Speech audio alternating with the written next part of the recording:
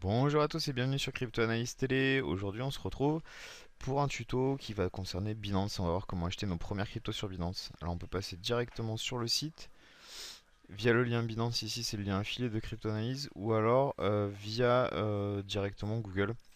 Vous tapez Binance, voilà le premier résultat, ça vous emmènera directement. Voilà, donc là on arrive sur Binance, c'est la première, le premier écran sur lequel on tombe. On va aller tout simplement là-haut. Je vais décaler un petit peu pour que vous puissiez le voir. On va aller cliquer sur s'inscrire, parce que sinon on peut pas voir grand chose. Voilà, là on va tout simplement renseigner nos éléments. Du grand classique. Voilà. Bref, peu importe. Je remplis ça. Voilà, on est de retour. On a reçu notre mail d'activation. On va se connecter sur le site. Tout simplement. Il nous propose un petit captcha qui pour une fois est pas trop compliqué. On passe pas 10 minutes à essayer de le résoudre. Enfin, en tout cas pour moi qui n'ai pas de très bons yeux. Voilà, nous on a activé la double authentification euh, via Google Authenticator. Ce qu'on vous conseille fortement de mettre en place. Donc ça vous pourrez le mettre en place juste après, hein. Ça c'est la première connexion, que vous n'en aurez pas besoin. C'est simplement en fait une application sur Google, sur Android et iOS, qui vous donne un code à reporter directement là. Donc comme ça, il faut que pour accéder, quelqu'un ait votre portable. Voilà. Et là, on est sur la page principale de Binance. Voilà. Donc pour activer la double authentification, ça se passe ici. Là, vous l'aurez directement. L'authentification par SMS, on le déconseille. C'est quand même moins puissant. Voilà. Donc la première chose à faire, on est sur Binance. Tout va bien. On va aller déposer des fonds. Donc on va aller dans Fonds, dans Dépôt et Retrait. Voilà, donc ça c'est notre compte de test. Donc là, voilà, il y a déjà plusieurs monnaies. Tout simplement, par exemple le Litecoin, si on veut en déposer, on va cliquer sur dépôt. Là, il va nous générer une adresse de dépôt. On n'aura plus qu'à la copier. Donc il propose soit de prendre un QR code, hein. Quand on clique, il nous fait apparaître un QR code. Soit d'aller par exemple là comme on l'a fait précédemment, on va copier l'adresse, on va aller l'emmener, on va aller sur Bitrex, on va demander un retrait avec cette adresse là. On patiente. Sur l'Icon, c'est relativement rapide, on va dire 5 minutes, 10 minutes, on va la voir arriver. Après, c'est Binance qui va prendre ses confirmations, qui va quand même vérifier. Voilà. Mais bon, l'histoire de quelques minutes, vous allez récupérer le solde directement sur votre compte.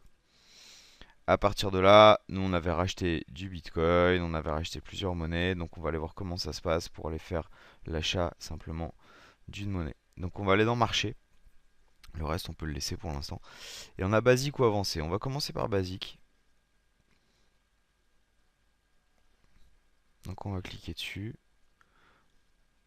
On va accéder directement à l'écran. Donc c'est simplement ces deux interfaces qui sont un peu différentes. Euh, L'une est plus complexe visuellement, encore que j'ai pas. C'est un peu selon les goûts, quoi. Voilà, donc là on va aller par exemple sur l'EOS. On est là. Donc ici vous avez EOS BTC. Donc on est sur la paire EOS BTC. À droite, on a des raccourcis pour accéder par exemple à l'index, on peut aller directement dessus. Donc on va l'afficher directement là. Juste en dessous, l'historique des trades. Donc les trades qui viennent de passer. Et à gauche, on a l'order book. Donc le cahier d'ordre qui est en cours. Donc le cours du dernier trade. Et la demande, les vendeurs et les acheteurs. Voilà, donc là tout simplement, on avait dit qu'on partait sur les hausses. Donc on va rester dessus. Voilà, qui a fait une belle progression ces derniers temps. Donc en haut, on a le graphique, le cours, Et ici, limite, market, stop, limit. Donc ça, c'est l'utilisation un petit peu plus avancée. L'utilisation basique, vraiment pour acheter ses premières monnaies, ça va être passé par limite. Alors ici, on règle le prix. Ça, c'est donc le prix en Bitcoin. Le montant des EOS, par exemple, imaginons que j'en veux 10. Je vais marquer 10.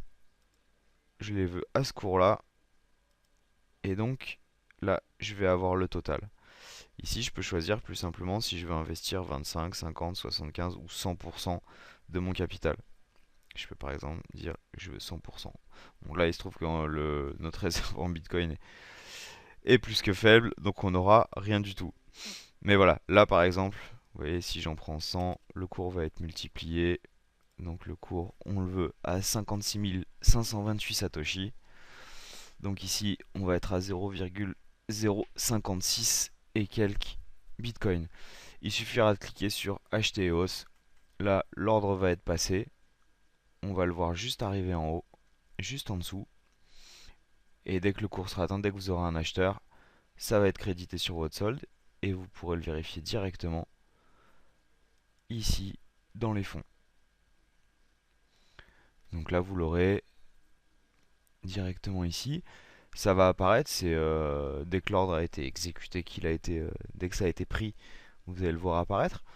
Et vous pouvez aller consulter éventuellement les ordres ouverts, c'est-à-dire les ordres qui sont en cours, qui n'ont pas encore été résolus. Donc là, il n'y en a pas en ce moment. L'historique des ordres. Donc là, vous aurez tout votre historique ici. Donc vous voyez à quel prix on a acheté, on a vendu.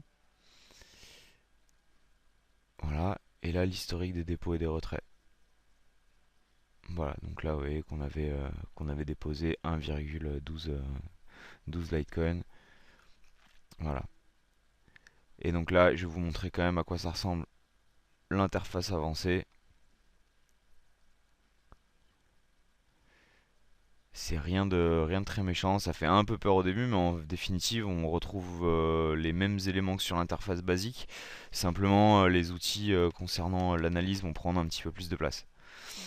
Voilà, mais vous avez la vue sur les groupes, on retrouve ces éléments, on retrouve l'order book, les derniers trades, les raccourcis, la vue du coup avec les chandeliers qui est quand même bien plus pratique. Du moins, on se rend vite compte que c'est beaucoup mieux que la simple courbe.